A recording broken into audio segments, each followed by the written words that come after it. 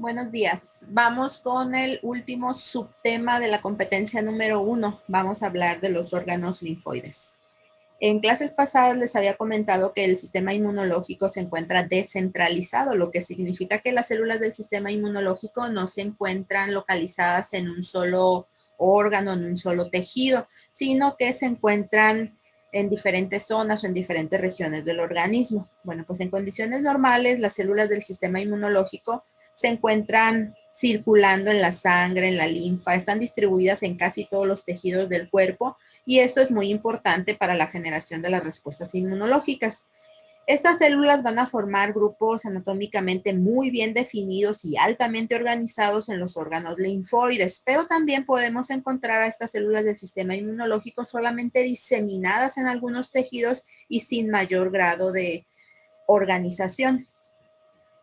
Los órganos linfoides se clasifican en dos tipos de acuerdo a su función. Tenemos a los órganos linfoides primarios, centrales o generadores, que son los sitios donde se generan y alcanzan la madurez fenotípica y funcional todas las células del sistema inmunológico.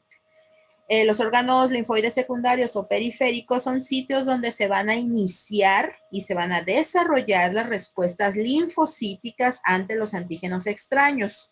Las respuestas inmunológicas de los linfocitos no se inician ni en la sangre ni en los tejidos infectados, sino que se llevan a cabo en los órganos linfoides secundarios. Ahí se les proporcionan a los linfocitos todas las condiciones necesarias para que se lleve a cabo el reconocimiento del antígeno y la fase de activación de la respuesta inmunológica adaptativa, es decir, las dos primeras fases. Ya una vez que los linfocitos estén activados, que ya se hayan diferenciado en células efectoras, entonces sí van a poder dirigirse a los sitios de infección, en el caso de los linfocitos T efectores.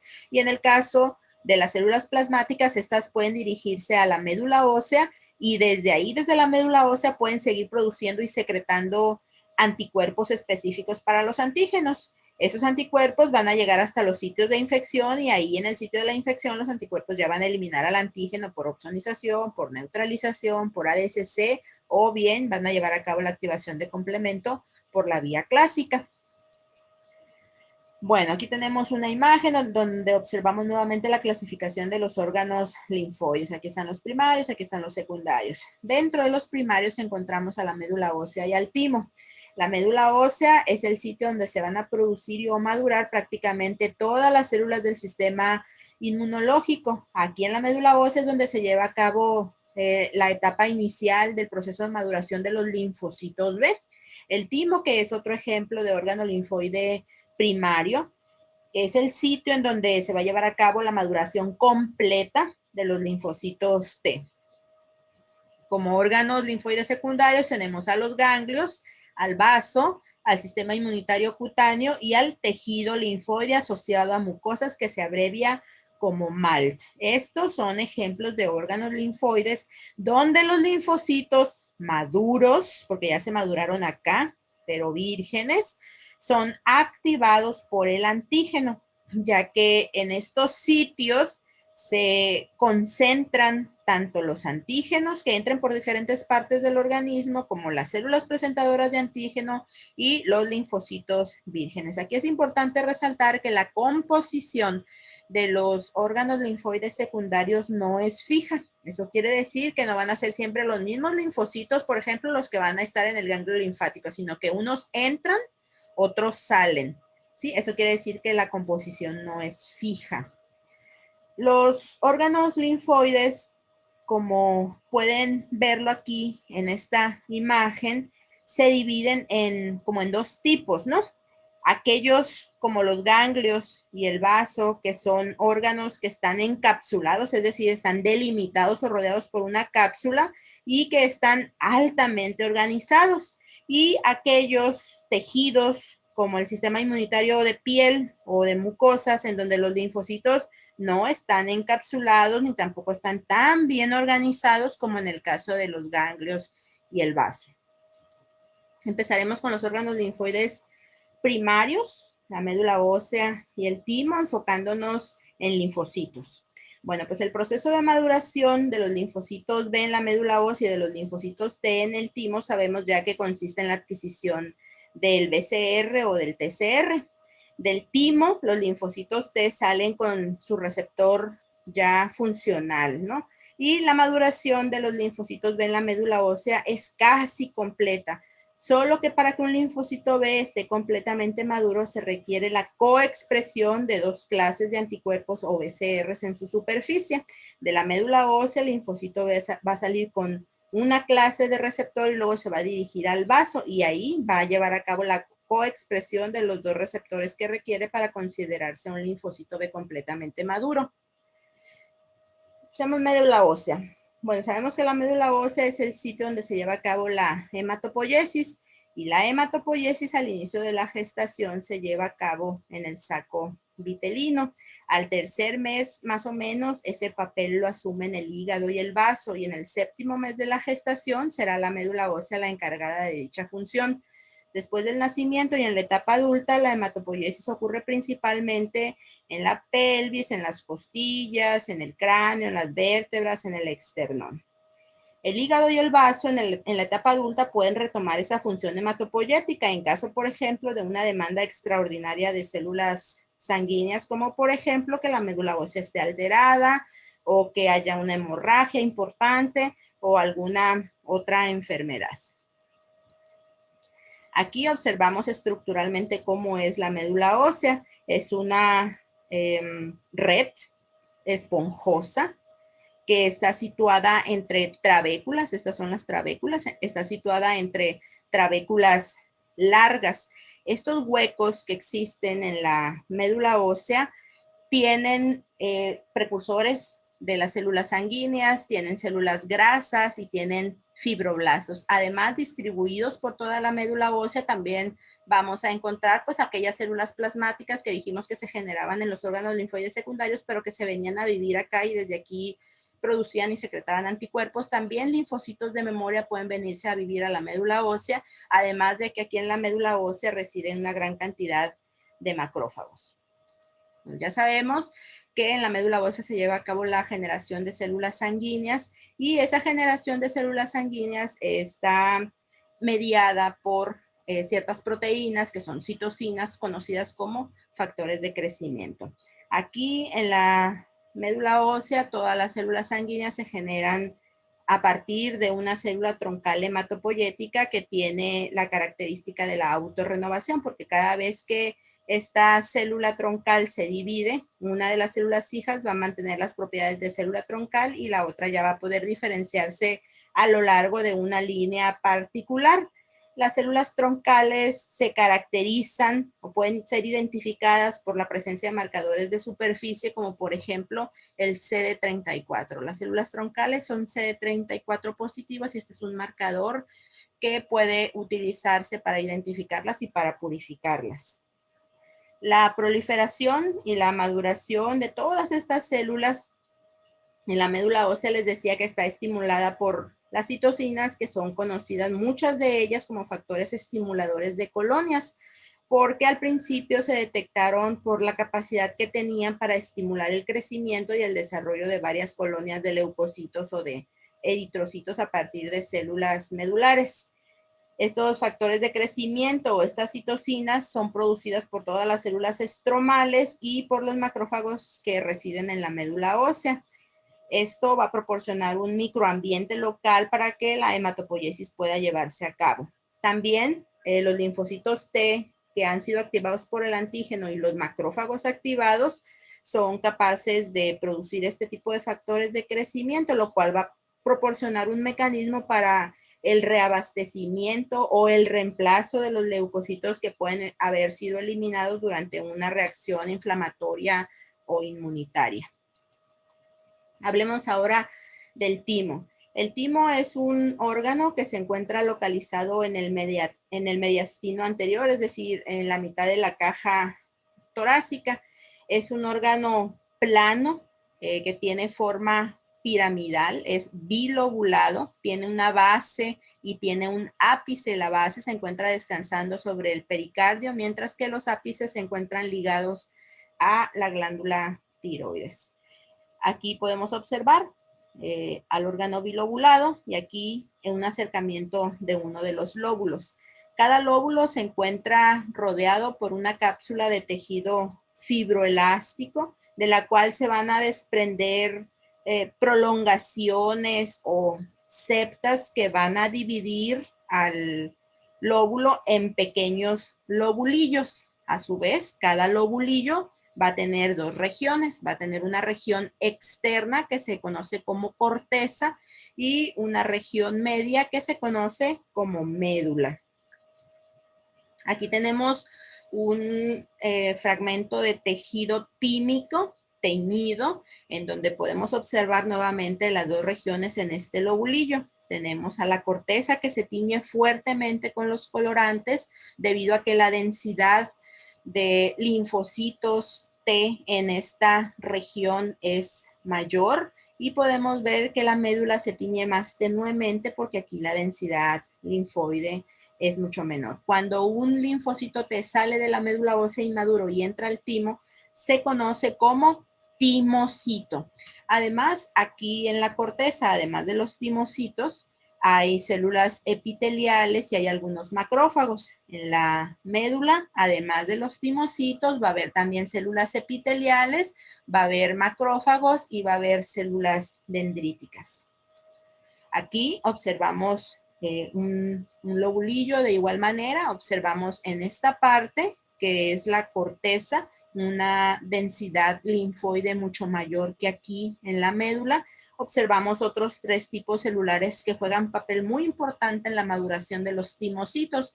Tenemos a estas células que están en rosa, que son las células epiteliales corticales.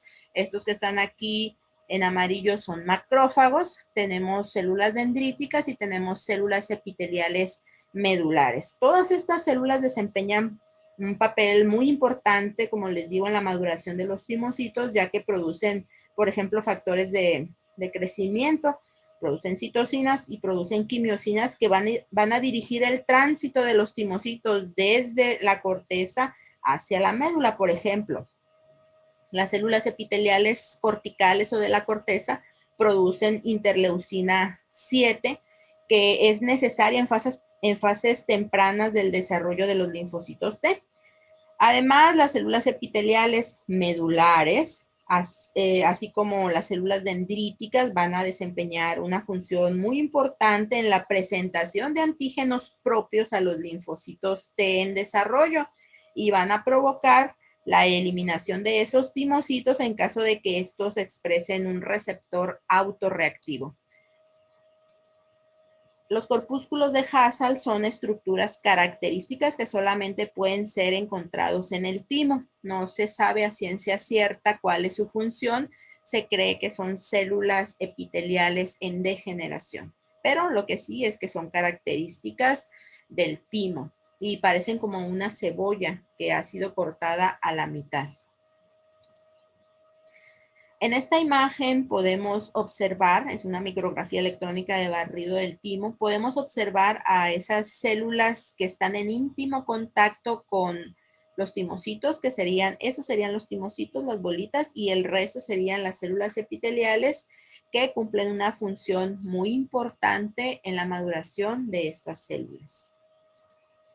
Bueno, pues debido a que en el timo y en la médula ósea los linfocitos adquieren sus receptores mediante procesos de recombinación de diferentes segmentos génicos, y ese proceso es completamente al azar, eso hace que puedan generarse linfocitos autorreactivos, es decir, linfocitos con receptores que reconozcan antígenos propios. Es por ello que en el timo y en la médula ósea se llevan a cabo procesos de selección para eliminar aquellos linfocitos que hayan generado receptores autorreactivos, porque a esos timocitos no se les puede dejar que sigan con su proceso de maduración y que salgan a la circulación, porque si salen así con receptores autorreactivos, bueno, pues se van a generar respuestas autoinmunitarias.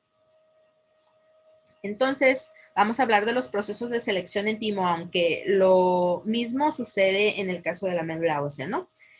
Para la selección en el timo, las células epiteliales tímicas, que son estas que ustedes ven aquí, van a presentar péptidos antigénicos propios, que sería este en café, unido a la molécula del MHC, que es la que está en gris, a los timocitos que aún están inmaduros y que por lo tanto son doble positivos, es decir, tienen en su superficie tanto a la molécula CD4 como a la molécula CD8. Aún no han decidido si van a ser linfocitos TCD4 positivos o cooperadores o linfocitos TCD8 positivos o citotóxicos. Bueno, pues en caso de que este receptor que logró este timocito expresar en su superficie, este TCR, sea incapaz de reconocer al péptido propio y tampoco es capaz de reconocer a la molécula del MHC, este linfocito T inmaduro, es decir, este timocito, va a morir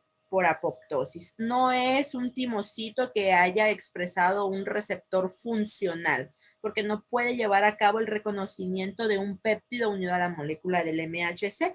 Y si esto madura y sale a la circulación, pues allá en la periferia no va a poder llevar a cabo el reconocimiento de péptidos extraños unidos a las moléculas del MHC porque no fue capaz de reconocer a la molécula del MHC.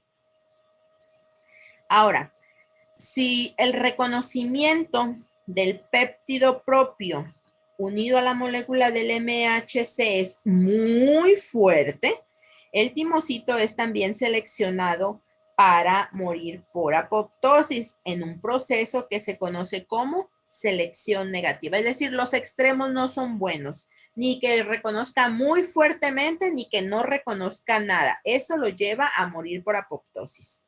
Ahora, si el reconocimiento del complejo molécula del MHC péptido propio es débil, entonces el timocito va a recibir una señal de sobrevivencia, es decir, hay reconocimiento por parte del receptor del timocito, pero no es tan fuerte, esa señal es débil, o sea, no lo va a llevar a la activación, es solamente una señal para sobrevivir. Entonces el timocito sigue con su proceso de maduración y se convierte en un timocito simple positivo, es decir, o CD4 o CD8. Si decide ser CD4 o cooperador, bueno, pues entonces ya no va a expresar al CD8 y viceversa.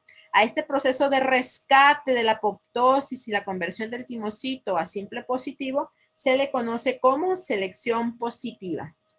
Como conclusión, podemos decir que en el timo, los linfocitos T van a finalizar su proceso de maduración y van a conformar su repertorio inmunológico mediante procesos de selección negativa y positiva.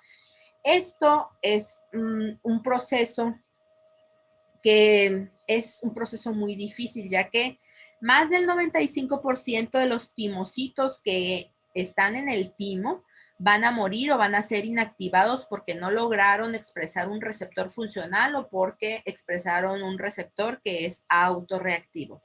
Existen personas que tienen una enfermedad que se conoce como síndrome de DiGeorge, los cuales tienen mutaciones en los genes que son necesarios para un buen desarrollo tímico. El equivalente en los animales de experimentación se conocen como ratones nunú o ratones desnudos porque no tienen pelo.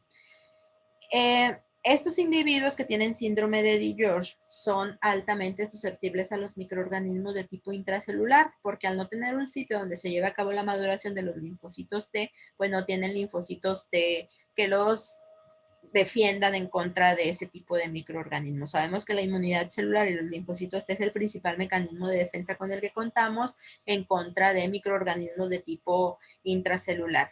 Los ratones nunú, que son atímicos y que tampoco tienen linfocitos T maduros, se utilizan mucho para conocer el papel que desempeñan los linfocitos T en ciertas infecciones. Por ejemplo, si yo quiero saber si los linfocitos T son o no son importantes contra alguna bacteria, bueno, pues utilizo este tipo de animales para inyectarles la bacteria y veo cuál es el resultado. Si estos ratones se ven muy afectados al inyectarles esa bacteria, quiere decir que los linfocitos T juegan un papel muy importante en contra de esa bacteria. Y en el caso contrario, bueno, pues entonces los linfocitos T no tienen participación importante en la defensa contra esa bacteria. El timo es un órgano que involuciona tanto en tamaño como en función. Es decir, conforme nuestra edad aumenta, el timo va disminuyendo su tamaño y su función. Entonces, aquí la pregunta obligada es cómo se mantiene la competencia inmunológica durante la vejez, y la respuesta es que esa competencia inmunológica en esta etapa de la vida se mantiene gracias al repertorio de linfocitos de memoria que hemos acumulado a lo largo de la vida. Hay alguna otra teoría que dice que cuando hay una necesidad importante de linfocitos T, se reactiva ese vestigio de timo que nos queda para poder llevar a cabo la maduración de linfocitos. Y otra hipótesis es que puede haber sitios de maduración diferentes al timo que puedan colaborar en este tipo de requerimientos.